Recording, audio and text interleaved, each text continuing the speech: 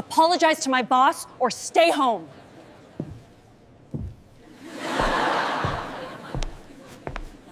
She screamed so loudly that people turned to look. You're off the guest list until you apologize to my boss. Her face was red, eyes blazing, finger pointed at my chest like I was some misbehaving employee instead of her husband. We were standing in the middle of the hotel lobby, marble floors, chandeliers, people in tailored suits moving around us. I felt every stare, every pause in conversation. I didn't raise my voice, I didn't move. Apologize for what? I asked calmly. For embarrassing me? She snapped. For opening your mouth when you don't understand how things work? I looked past her and saw him standing near the elevators, her boss. Tall, confident, expensive watch, the kind of smile that never quite reached his eyes. He was watching us like this was entertainment. I didn't embarrass you, I said. I asked why my name wasn't on the invitation list. She laughed sharply. Because this event is important, high level, you don't belong there acting suspicious and jealous. That word again, jealous, it was her favorite shield. This is my company's charity gala, I said quietly. I help fund it. She leaned closer and lowered her voice. Not anymore. He's the one who matters now. If you want to stay married, you'll apologize. Otherwise, don't come. Something inside me settled, not anger, not pain, clarity. Okay, I said. She blinked. Okay? I won't come, I replied. She clearly expected resistance, begging, an argument. Instead, I turned and walked out of the hotel, leaving her standing there stunned. That night, she didn't come home. She texted once, we'll talk when I get back.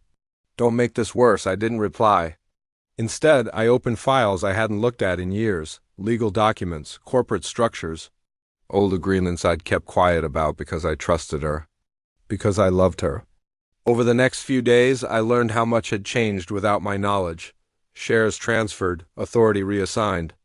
My role quietly reduced. All signed by her, justified as efficiency. She thought I was checked out. I wasn't the night of the gala arrived. I watched it online, streamed live for donors. She looked radiant on stage, standing beside her boss, laughing easily, thanking sponsors. My name wasn't mentioned once. Then it was time for the keynote sponsor speech. The host smiled nervously. Tonight's primary benefactor couldn't be with us in person earlier, but he's here now. The camera panned. I walked onto the stage, the room fell silent, my wife's smile froze. Her boss stiffened. I took the microphone calmly. Good evening. Some of you know me. Some of you don't. I'm the original founder of the holding group funding tonight's event. Whispers rippled through the room. I wasn't on the guest list, I continued evenly.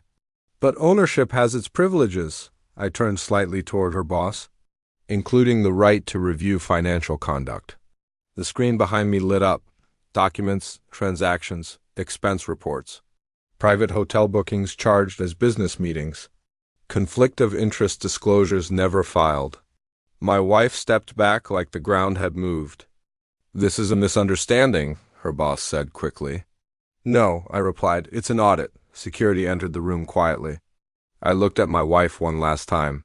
You asked me to apologize to stay married. This is me choosing honesty instead.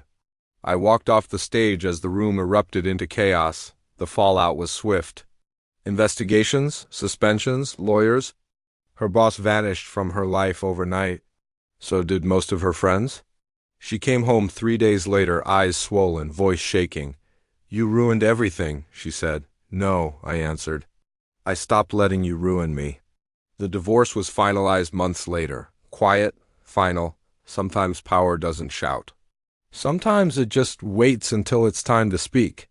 And when it does, it doesn't apologize.